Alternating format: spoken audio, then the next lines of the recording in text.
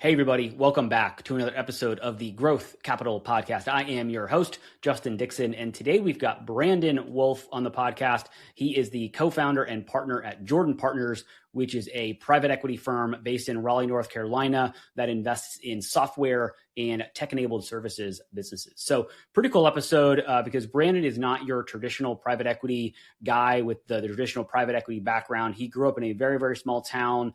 He started out his career as a teacher and then found out about investing and ended up going back to business school, getting his MBA as well as his law degree at the same time, and then started Jordan Partners with his partner Gordon 2.5 years ago. So we talk about his career journey. We talk about the businesses that he invests in. And of course, we talk a little bit about AI. So I think you'll get a lot out of this episode. So let's get Brandon on the pod. Interested in hearing conversations with private equity leaders, CEOs of private equity-backed companies, and startup entrepreneurs where they share their stories about their career journeys, starting, investing in, and scaling successful businesses, and the important role that having the right talent plays in building a successful business, then you are in the right place. Welcome back to another episode of the Growth Capital Podcast. Here's your host, Justin Dixon.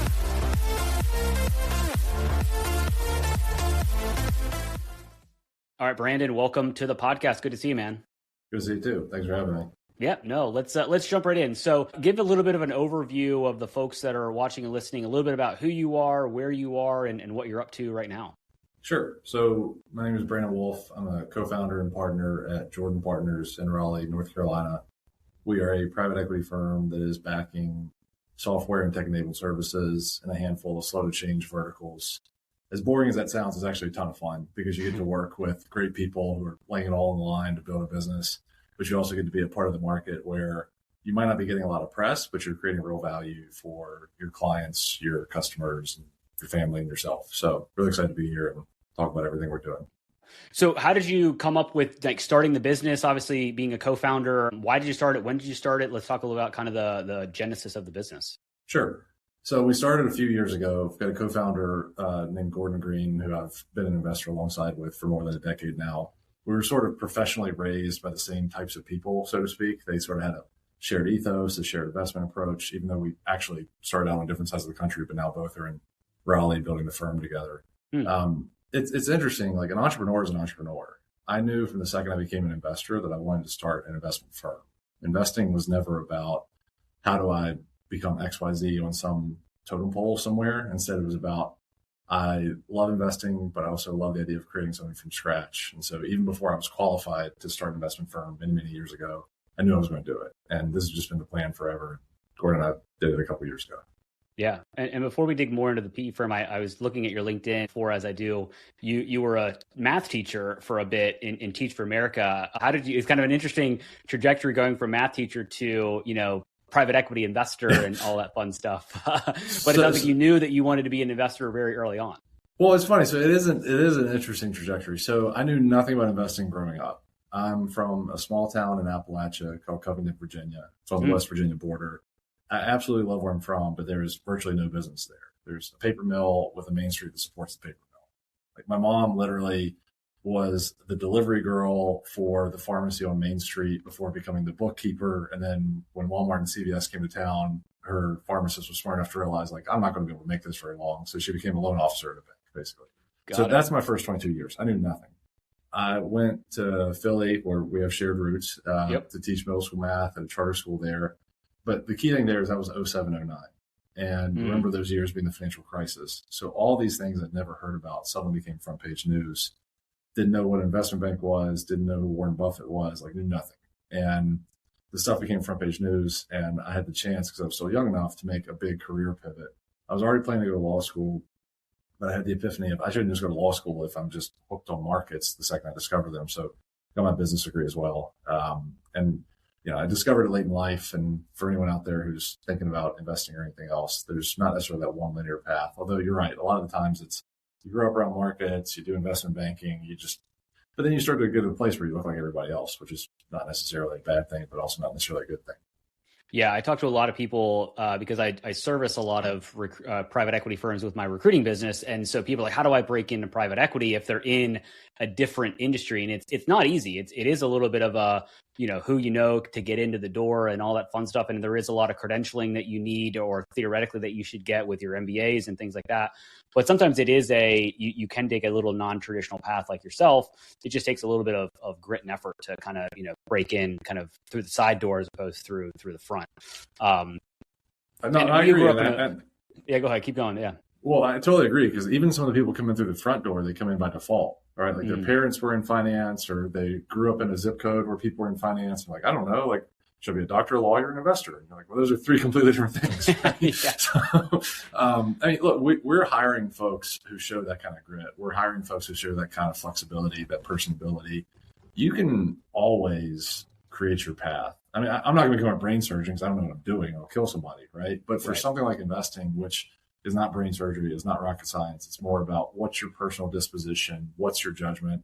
My favorite part about investing too, so much of it can be self-taught. I mean, there are hundreds and hundreds of books that you can like self-train yourself on, so that by the time you get in the room with that person that you've kind of put your foot in the door with, you should be doing a great job. So I agree.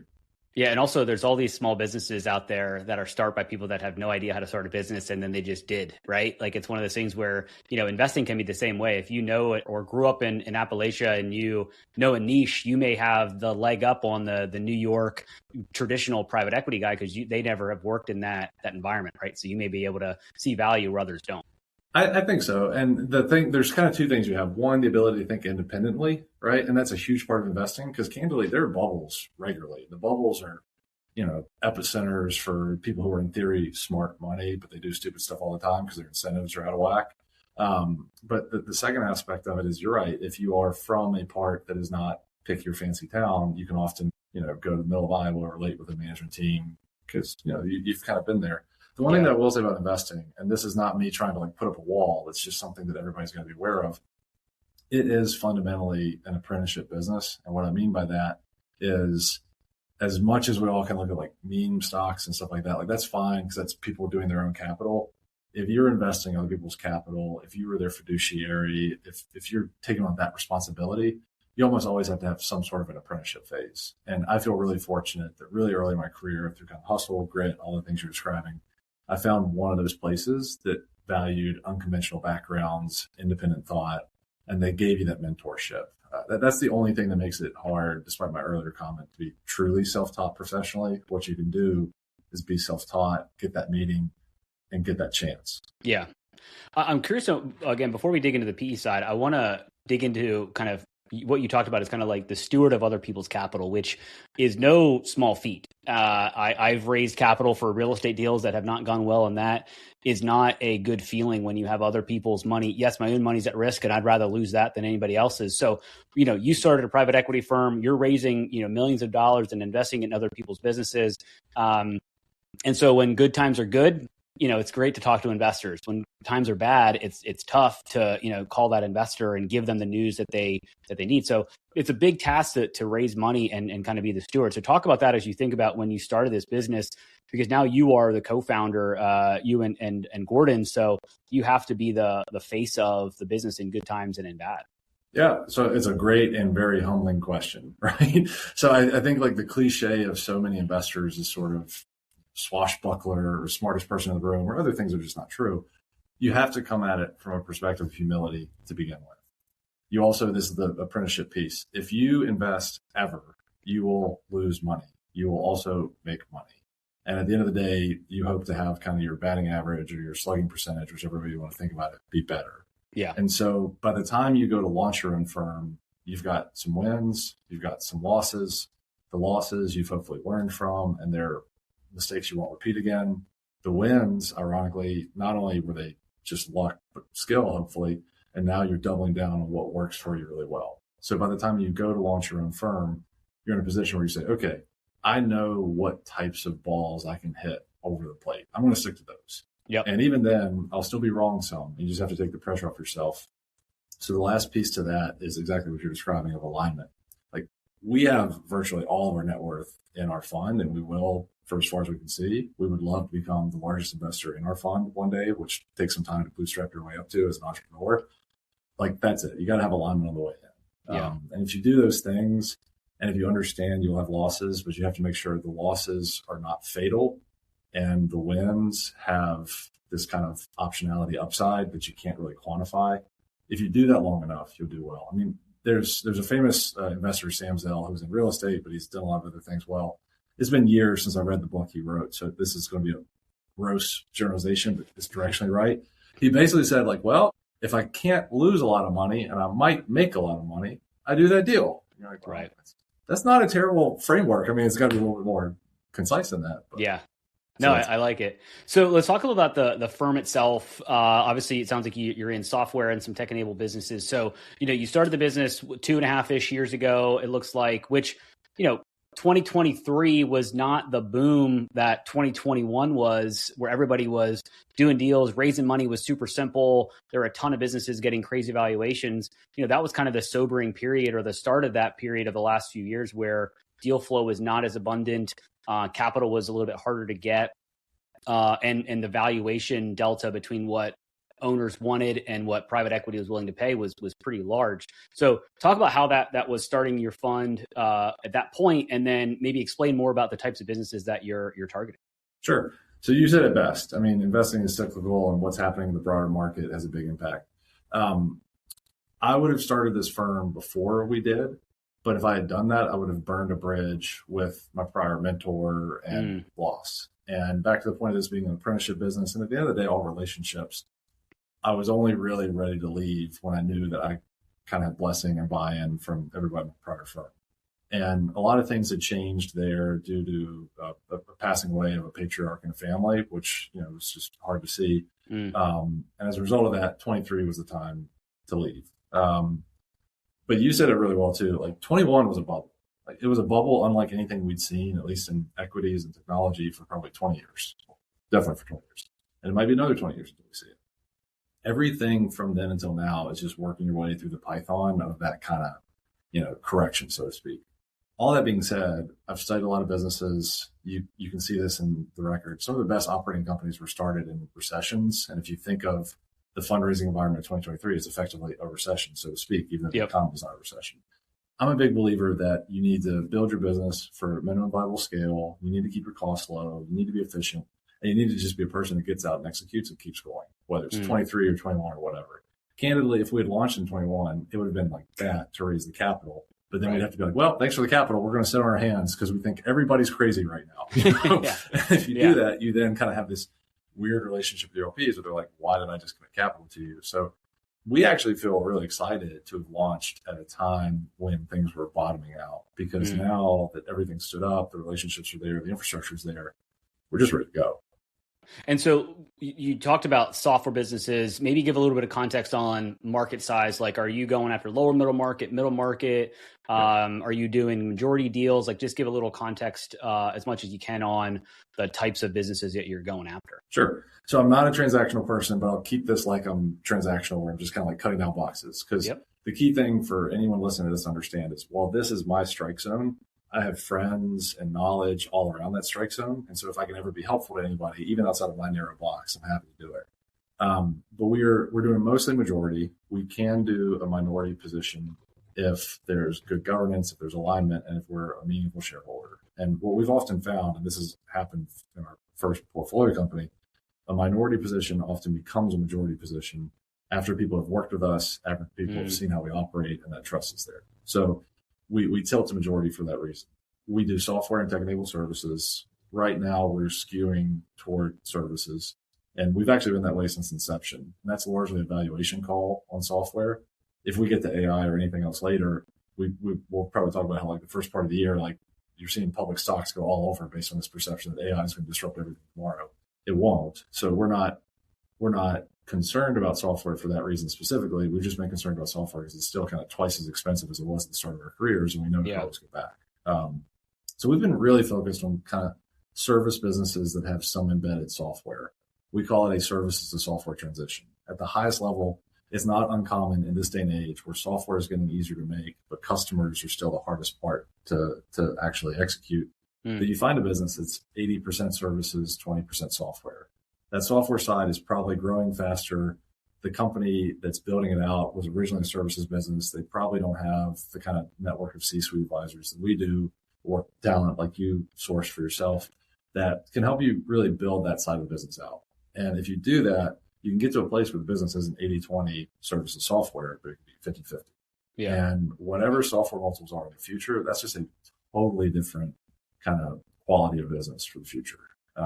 So sizes, yeah, we really like the lower middle market. We like businesses that have less than 10 million EBITDA. And the main reason for that is there's a lot of inefficiencies in that part of the market. There's a lot of room for operational improvements. And at the end of the day, we're backing founder-led businesses as opposed to businesses we're buying from some other private equity firm along the way. So we just think like businesses with less than 10 million EBITDA, not only are they more fun to work with, and it's less about an Excel spreadsheet and it's more about actual value creation, we also just think it's where you can generate the best returns relative to everything else. Because the one thing that I always think about that I don't think a lot of people in private equity do, you can do just fine in the S&P or the NASDAQ, right? Like there's this notion that, oh, my 401k needs to be invested in Blackstone or some other big private equity firm. You're like, the S&P is pretty good. Yeah, right. The NASDAQ's pretty good. So we're in a part of the market. Yeah, like we're in a part of the market where we shouldn't be able to beat those indexes by a little bit. We have the chance to really beat them. And that's important to us if we're going to try to build this generational vehicle for ourselves and our families. Yeah. I'm curious about the founder-led thing, because obviously there's a lot of chatter and has been for a while around the silver tsunami, all of these companies that were started by people, 20, 30, 40 years ago that are getting to the point in their life that, they probably should have sold a business a while ago, but they didn't. Maybe they don't have a succession plan. Like, what are the types of businesses and the founders that you're talking to? Are they at kind of the end of their career where they're like, hey, I've been doing this for 40 years. I just want to be done? Or are these people that started it, 10 years ago and they're like, hey, I just need some capital to add some fuel to the fire and I want to continue to roll with this business for the long term? We are usually partnering with that second entrepreneur, but we are more than happy to be a great home for that first entrepreneur. And so most of what we do is what's called a buy and build, which is really you start with a platform and you do some small tuck-in M&A around it. And the benefit of that is you can grow the business out into new adjacencies. You can add new capabilities. There's just a lot of positive reasons to do that. And we also love that buy and build strategy because it worked in 1960. It'll work in 2026. I might not be around for this, but it'll work in 2066 too. Right. So fundamentally, we do want someone who has that ambition, who has that drive. And we can talk about what we look for in management teams or anything. But yeah, for the silver tsunami, if someone needs an exit and they want to sell it to someone they think is going to be a good steward of that versus maybe like a slash and burn type steward, that's us. I mean, we've got a portfolio investment in insurance services that we could not be more excited about. And we're backing a team that has built a good business, and they are basically providing the preferred buyer opportunity for many folks they've competed with or partnered with for 5 to 30 years, because the other players at the very top of the food chain are owned by kind of larger, more traditional, more Wall Street through and through type private equity firms. And everybody knows how that story ends. So if we can create a platform that becomes the home for the silver tsunami, where we respect your clients, we respect your people, we respect your legacy, that's what we want to do. Yeah. And I feel like a lot of those silver tsunami, and I don't have a ton of context, but some of the PE firms I talk to, they want to sell to a firm that has their legacy in mind, right? Because they're obviously not going to be here, but they may have friends and family that they've hired in their business, and they don't want a traditional kind of chop PE firm come in and just snip it out and sell it to the highest bidder, right? They want somebody that's going to actually, help them grow the business, but then also, take care of it in the long run. And obviously you're an investor, so you're there to not only grow a business, but also provide value to your shareholders and your LPs. So you have kind of this kind of tug and, push and pull of like, I want to do well for the investors, but I also want to, be a steward of this capital and of this business. So how do you kind of balance the two when you're trying to win a deal? So it's similar to what you said about how to manage a deal that's not going well when you're a fiduciary. It goes back to alignment. If we're walking to a company and there's a bunch of family members on the payroll and the family members are adding absolutely zero value, you just need to have that conversation up front. Okay. You just need to say, like, look, this is not lifetime employment for cousins Chuck and Bubba and everyone else. Like, yeah. Do you want to reward them? Do you want to, like, you figure this out. But if that's the assumption, like, we'll never overpromise. I know that we're going to lose deals, by the way, because we will have the uncomfortable, frank conversation up front, whereas many people will say, oh, I'm absolutely going to do that, and then go back on their word. Yeah. So we get that alignment in the beginning. And this is a good example of it, because we're literally working with an entrepreneur right now who was outbid for buying a business. It's in a space that we're not exactly looking at, but we're trying to be supportive of him. And, he's talking to a person he's known for a long time who sold his company. The company was promised that there'd be no changes. And of course, 90% of the staff were gone immediately. Right? Yeah. That's not uncommon. And so we will probably lose some deals because we say what we're going to do and we do what we said we're going to do. But that's okay because you don't need to do every single deal. You just need to do the right deals for you top to bottom. Yeah. Once you get a deal kind of under LOI and then you're kind of at that finish line and acquiring, how do you think about the talent piece when it comes to the C-suite? A lot of times we get brought in to help the private equity groups fill in a CFO because that's typically the financial leader is not the most critical role before the PE firm comes in, but now it is the most critical role, obviously, for the PE. So when you think about like the due diligence part from a talent perspective, how involved do you get in looking at the current management team and wanting to find a management team that you can back for the next 2 to 3 years versus, okay, we know that we're going to have to replace 80% of them and you tell them, hey, this is what's going to happen. And if you win that deal, how do you go about that process? Do you look for ones that you want to replace or do you look for ones that you can just stick with for the long haul? We really try to focus on ones that we can stick with. Now, I mean, the long haul might not be 10 years, it might be 2 years or 3 years, because I think in business, that's kind of as far as any of us can look. And the key things too, by the way, if you think you might not be able to stick with someone for the long haul, it might not be because they're not good at what they do. It might be that every couple of years, the company's a new company, right? Yeah. Profits are higher, customers are more extensive. What you're really trying to find are companies who are people who are not just in the job because it's a job. You're trying to find people who say, I love being at this stage of company doing this exact task, but that exact task might morph over time. So we absolutely work with folks like yourself to find the right people to fill the gaps we have, but those gaps are constantly changing. And you just have to keep your eyes wide open and reevaluate periodically. So you've got yourself and the co-founder. How many other people do you have in the team? And then on the back of that, how involved do you get in the first kind of, I don't know, 90, 100, 180 days with a newly acquired platform company to kind of make sure that they're, hitting the ground running kind of post acquisition? So we're a team of 4 and about to expand. And so 2 investor sides, 2 who are building out the business along with our help. We're about to hire the first investment hires that start to give us more leverage so that we can do exactly what you're describing. If you paint this picture 5 years from now, what we would be or should be is an investment team of a little bit less than half a dozen people because we're running a concentrated portfolio. We're not making a lot of investments. We might make 1 or 2 per year as a firm, not as individuals. Something that we will actually build, and this ties into your point, we want to build a financial planning and analysis FP&A team in-house because even leaving aside that kind of CFO task you talked about, finance is probably the most generalizable skill across all of our companies. And it's also probably the thing that our scale of companies are weakest at. And instead of having kind of 10 different CFOs that we're kind of hoping we put the right person in the right spot, we would just much rather have the team in-house be able to run a common dashboard with common KPIs. Of course, the accounting systems are different. People use different general ledgers, but it's usually going to be like QuickBooks and NetSuite or something in the middle, basically. Right. So we get very involved from the beginning. But at the moment, and this is hopefully a positive thing for companies that work with us, you're getting the co-founders undivided attention. In the future, we will be delegating and giving more responsibility to more junior teammates, but you will always have a co-founder there paying attention. Yeah.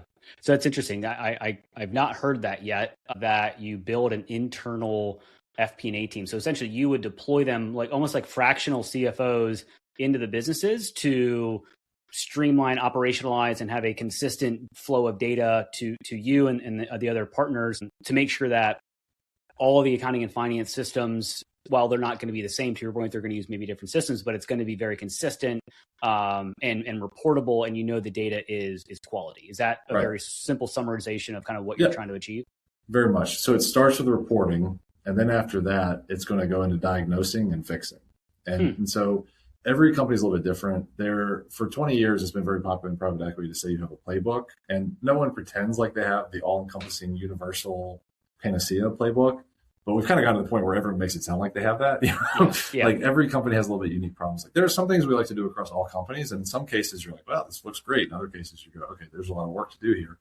We like to do unit economics per customer.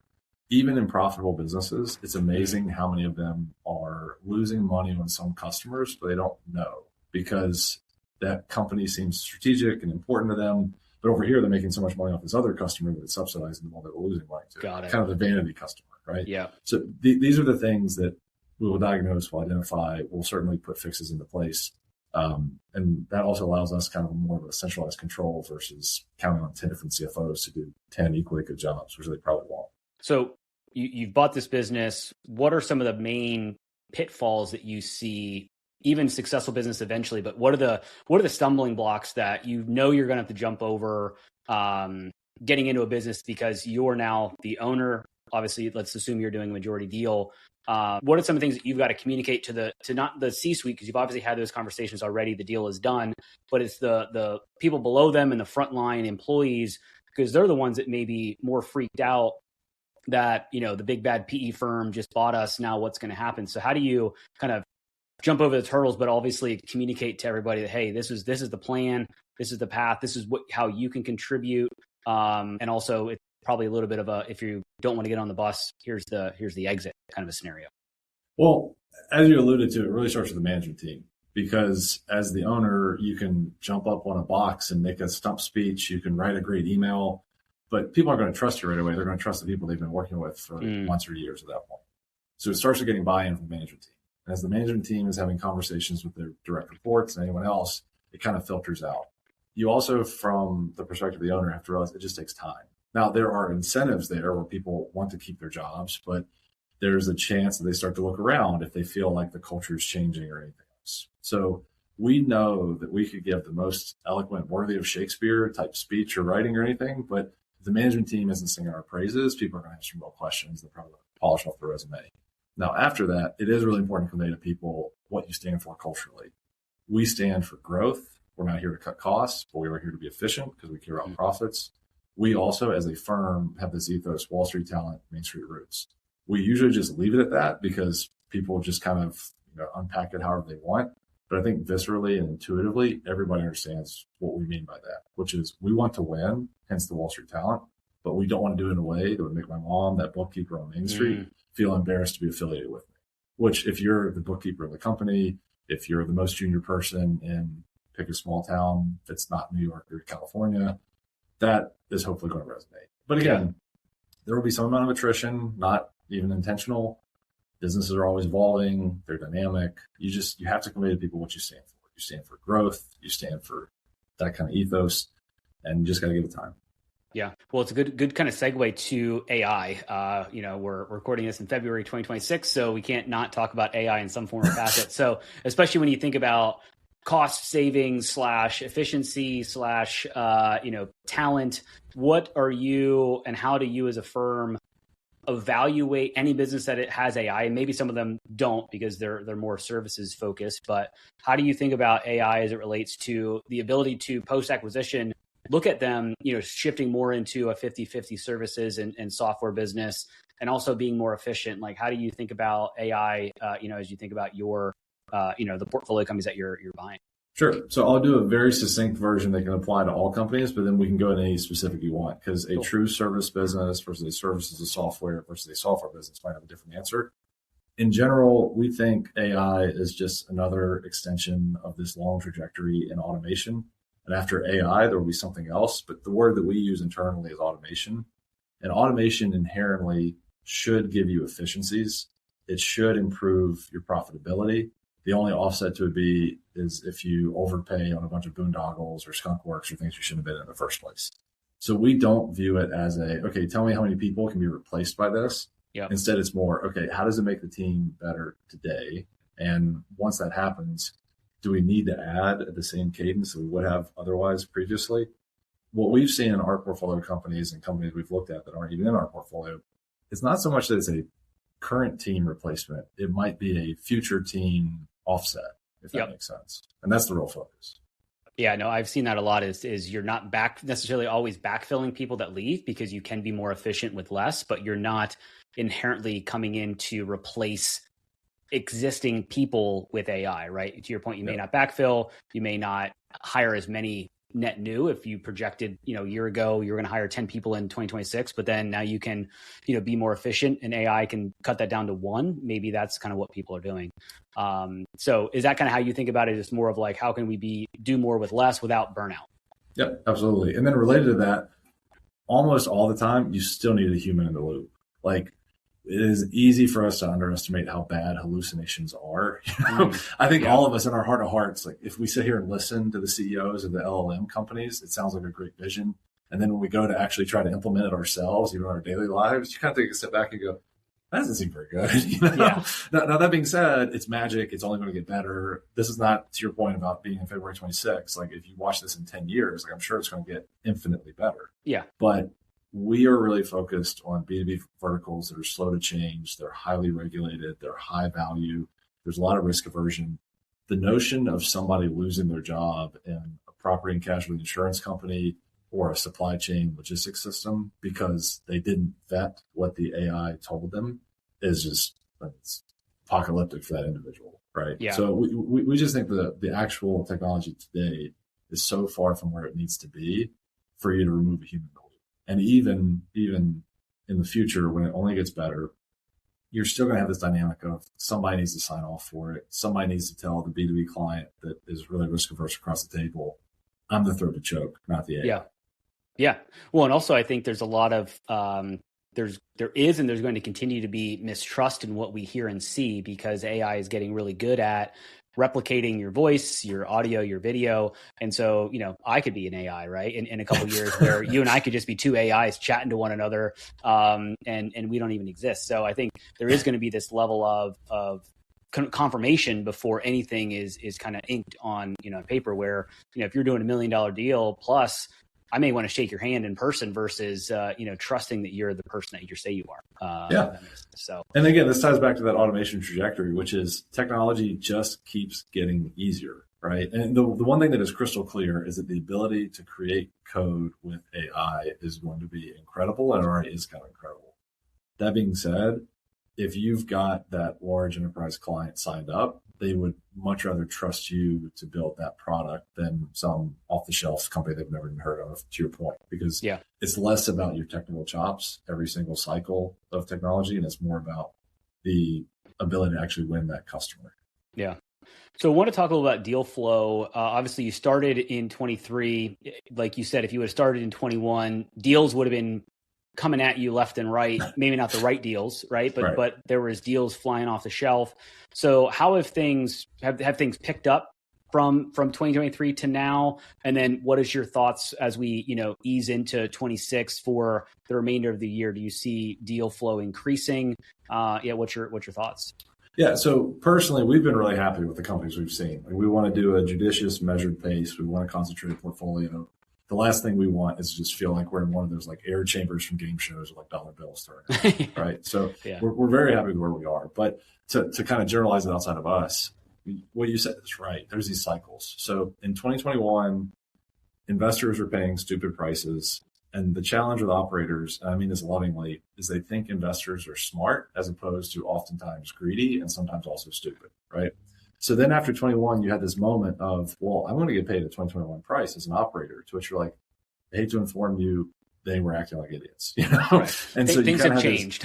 And so you had this bid-ask mismatch. And by the way, like even the best investment banks, the fanciest investment banks, like they'll put out a table about multiple valuations, and they don't care if it says 4 times revenue here and 40 times revenue there. They're like, that's just the price. And you're like, well, 4 times might have made sense and 40 times never made sense. So for a few years, you had a bunch of operators who didn't want to transact because they were waiting for 2021 prices to come back. Yep. Then you get to a place where they're like, okay, I got it. That was a bubble. And now the other thing that's starting to happen is you're really starting to see investors again get kind of frenetic. I mean, AI is a whole different beast. I'm not a venture investor, but it's pretty clear that people are chasing the best AI deals they think they can find, like left, right, and center. I think we've come back to a very normal place because money costs like 4 to 6%, depending on how you think about it. That feels like a normal-ish type number. It certainly has been for most of my life. People now realize that 5 years ago was a total aberration. It'll happen again because that's human nature, but it probably won't happen again for a while. And you've got to a place where, candidly, I mean, the markets are still quite, for lack of a better word, like hot, especially as you look at bigger companies where it gets more competitive and investors can put more money to work. And ironically, the more money people can put to work, the more they're willing to pay a high valuation, because at the end of the day, they're not trying to be the best investor on the planet. They're trying to be a conveyor belt for getting capital out the door. So it feels like a very normal environment for what it's worth. And then in some pockets like AI, it's obviously kind of a special beast. And then are you seeing deal flow come direct? Like, do you have your own, obviously you don't have a ton of people.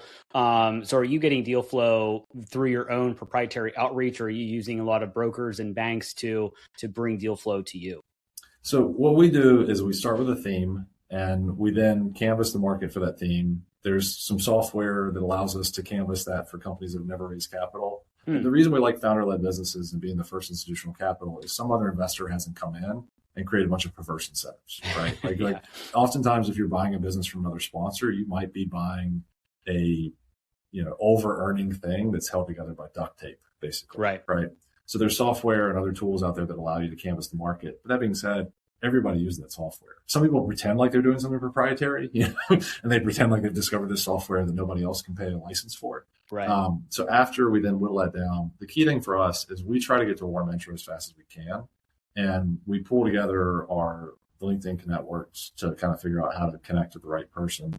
And in the instance that doesn't work, then yes, we would do an outreach to somebody, but it'd be a love letter from a partner as opposed to kind of a very junior person doing it just dollars cold outbound. Yeah. And that being said, we're not averse to looking at things through a process, because if a company is selling majority control in the year 2026, there's a very good chance they're going to have an intermediary involved. So all of this is to say, our fundamental thesis going forward is that sourcing, what we're describing, is commoditized, and it will only get more commoditized. Candidly, I wouldn't be surprised if we had an AI agent doing this for us 5 years from now, right? The only question is, can they access Glassdoor? Can they access LinkedIn? Can they access the software we use? Because in the absence of that, AI could be doing this instead of a 22-year-old. Right. We fundamentally believe that sourcing is not what's so important. It's winning.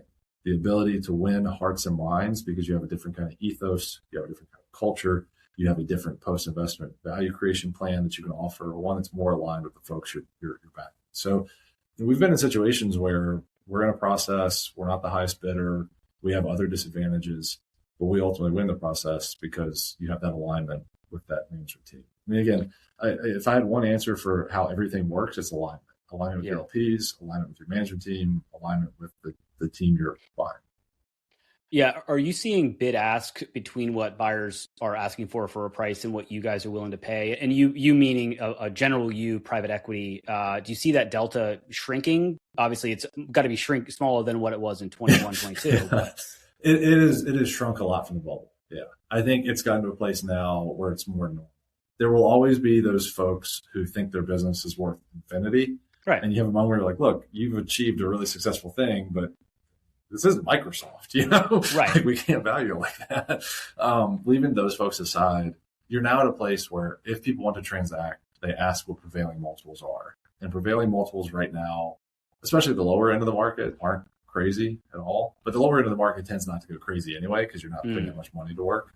I will say, if I'm a seller, and this is just meant to be unsolicited advice for anybody listening, if I'm a seller and I've got more than 10 million in EBITDA, those multiples are still really, really healthy. Like, if I'm an investor in those companies, I'm certainly concerned about my ability to beat the S&P should multiples come down. Because the thing is, public multiples go down before private multiples go down, because private happens at a lag. Private equity people sometimes, I think, are asleep at the switch versus paying attention. And they have so many perverse incentives to justify paying more and getting money out the door and thinking they can fix it even if they overpay it. So for bigger companies with more than 10 million of EBITDA, multiples are still very, very healthy. And the bid ask is perfectly good for those folks. Yeah.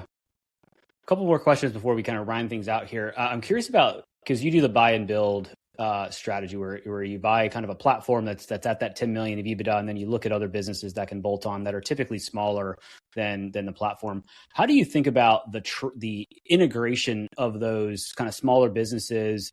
Not only from obviously you need to align them for technology and systems, but a lot of times the people that are coming over can be duplicative especially if it's a very similar business. And so sometimes it's just a math problem of like, hey, we have two people doing one person's job. We really need one person. So how do you kind of think about the bolt-on strategy and getting the people that are in that smaller business that's being acquired, that's going to be absorbed by a bigger company, to kind of buy in or want to kind of stay around? And only one clarification: we're usually sub 10 million when we 10 million of EBITDA when we do the platform, because as you get toward 10 million, you start to have the bigger guys come down market, and it gets more competitive, things like that.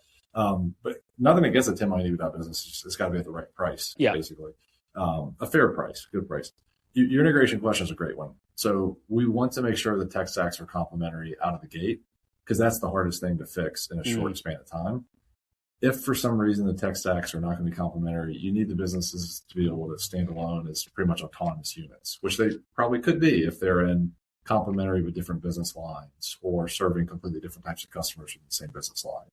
That's usually the trickiest part. When we are looking at tuck-ins, there's a relatively small number of duplicative type folks, because those kind of redundancies are usually, think like in the finance department, especially at like a senior level, or HR. And I mean this respectfully, a lot of the businesses that could be tuck-ins, they almost certainly don't have a CFO, and they probably don't even have an HR. So what winds up happening is actually they have the ability now to sell into a larger book of business than they ever have previously. And we have the ability to now be a larger business ourselves as we go out to existing clients. So integration is super important. We would always start the integration process during the diligence process, not just being in the general ledger, but actually having a plan. So we think the two of them go in tandem. But there is also nothing wrong with leaving businesses standalone and semi-autonomous so that you can have them be integrated over a couple of years if required. Lastly, to your piece on cultural fit, we really care about Glassdoor and Indeed reviews, even for tuck-ins. And I know that Glassdoor can be wrong and that Indeed can be wrong. We all kind of know, if you've looked at thousands of these reviews, to how to identify a squeaky wheel within a company. But we don't want to buy things that are toxic. It's just that simple. We're not going to buy something that's toxic or anything else, no matter what the EBITDA is. So we do try to get that cultural alignment as much as we try to get that tech stack alignment out of the gate. Got it.